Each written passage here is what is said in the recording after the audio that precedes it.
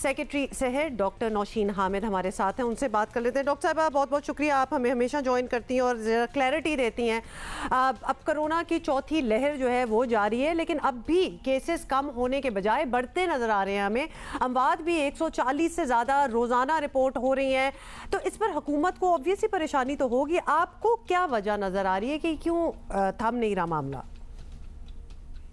देखिए, सबसे पहले तो ये कि कल का दिन एक बड़ा हमारे लिए डिप्रेसिंग दिन था कि कल 140 से ज़्यादा अमवात हुई हैं।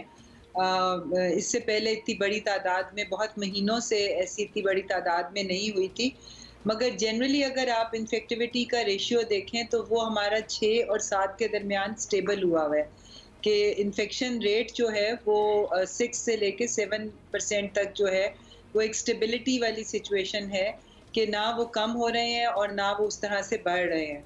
और डेफ़िनेटली इसकी वजह यही है कि जो हमारे पीछे इवेंट्स गुज़रे हैं, हमारी बड़ी ईद गुज़री थी, मवेशी मंडियाँ लगी थी, उसके बाद से आपने देखा है कि ये ग्रेजुअल इंक्रीज़ शुरू हुआ था और उसके बाद फिर 14 अगस्त का फंक्शन आया। अब हमारा एक मज़हबी मौका है मुहर्रम अल हराम का, जिसके अंदर मजालिस होती हैं, जुलूस होते हैं। तो ये जहाँ भी पब्लिक गैदरिंग्स जब भी और जिस वक़्त भी ज़्यादा होंगी और जहाँ पे एसओपीज़ जो हैं उनको फ़ॉलो नहीं किया जाएगा, तो इसी तरह से केसेस में इज़ाफ़ा नज़र आता है। जी। अच्छा डॉक्टर साहब, ये फरमाइएगा कि एक तरफ कोरोना का ये हाल है और दूसरी जानिब महीना ख़त्म होने वाला है और हुकूमत ने ऐलान किया था कि सितंबर से ज़रा नरमी आएगी पाबंदियों की सूरत में। वैसे तो पाबंदियाँ सच क्या ही हैं, सिवाय इसके कि जुमे को बंद कर दो और फिर उसके बाद इतवार को तो चले छुट्टी होती ही है। अब इस सूरत हाल में आप लोगों ने क्या सोचा है? उसको रिव्यू करेंगे या वही आपके जो फैसले हैं वो बरकरार हैं? देखिए, मैं समझती हूँ कि ये 2-1 दिन में इसके ऊपर दोबारा एनसीओसी रिव्यू करेगी और पूरी सिचुएशन असेस की जाएगी। इसके फैलाव को देखा जाएगा कि कौन से इलाकों में फैलाव ज़्यादा है, कुछ शहर ऐसे हैं जहाँ पे इसका फैलाव ज़्यादा तेज़ है, पॉजिटिविटी रेशियो ज़्यादा है, तो डेफ़िनेटली उन शहरों में तो पाबंदियाँ नरम नहीं की जा सकती। मगर जिन शहरों में इसके फैलाव में कुछ कमी आई है या थोड़ा-सा उसमें हम देख रहे हैं कि ठहराव है, तो वहाँ पर कुछ हो सकता है कि पाबंदियाँ हों। मगर जिस तरह से असद उमर साहब ने अनाउंस किया है कि अब बहुत सारी पब्लिक प्लेसेस जो हैं और ऑफिसेज़ हैं, ट्रांसपोर्ट जो है, वो आम लोग अब उसको उस वक़्त तक इस्तेमाल नहीं कर सकेंगे जब तक वो अपना वैक्सीनेशन सर्टिफ़िकेट नहीं दिखाएँगे। तो मैं समझती हूँ कि ये बज़ाते खुद एक बहुत बड़ी पाबंदी होगी।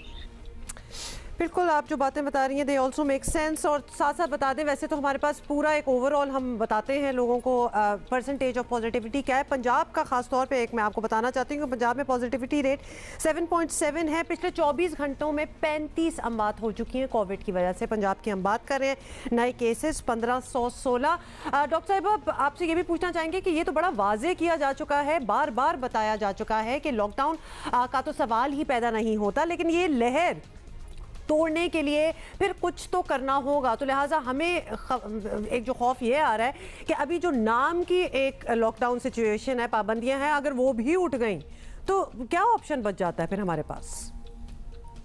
देखिए जी, टोटल लॉकडाउन जो है वो वाली ऑप्शन कंसिडर नहीं हो रही, मगर जो स्मार्ट लॉकडाउन्स हैं और जो माइक्रो लॉकडाउन्स हैं, जो कि उन एरियाज़ को कॉर्डन ऑफ करते हैं जहाँ पे केसेस की तादाद ज़्यादा होती है, वो तो एक सिलसिला चल रहा है। तो स्मार्ट लॉकडाउन जो है उसका दायरा कार थोड़ा बढ़ाया जा सकता है। जिन एरियाज़ में ज़्यादा केसेस आएंगे उनको कॉर्डन ऑफ किया जाएगा। मगर इसके साथ सबसे ज़्यादा फोकस जो इस वक्त गवर्नमेंट का है वो वैक्सीनेशन पे है।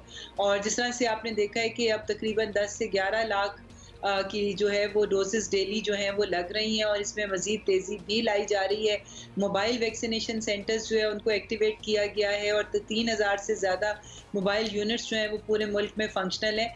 तो इस वक्त मेन स्ट्रेटजी गवर्नमेंट की ज़ाहिर एक तरफ एसओपीज़ पे अमल दरामद करवाना है, मगर मेन फोकस इस वक्त जो है वो हमारा वैक्सीनेशन के ऊपर है, क्योंकि जब तक हमारी एक ख़ास तादाद की पॉपुलेशन वैक्सीनेट नहीं हो जाएगी, हम इसके फैलाव को नहीं रोक पाएंगे। Very right doctor. So main focus is on vaccination. शुक्रिया आपका। Main focus is vaccination and to be honest we are talking to each other. हम सब, आपको पता, वी आर लाइक फैमिली। हम सब ने एहतियात छोड़ दी है।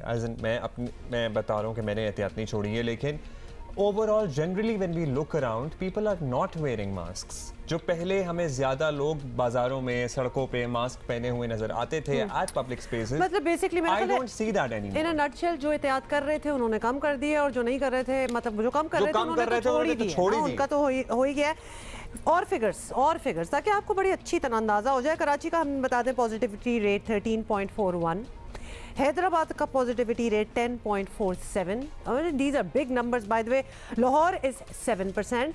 सो मतलब कि कहीं हम 2-1 और ख़त्म की तरफ नज़दीक नहीं है, और ये वो फिगर्स हैं जो कि पॉइंट वाइज भी अगर देखा जाए तो ऊपर ही जाते हैं। हमें कम होते हुए कुछ चीज़ नज़र नहीं आ रही।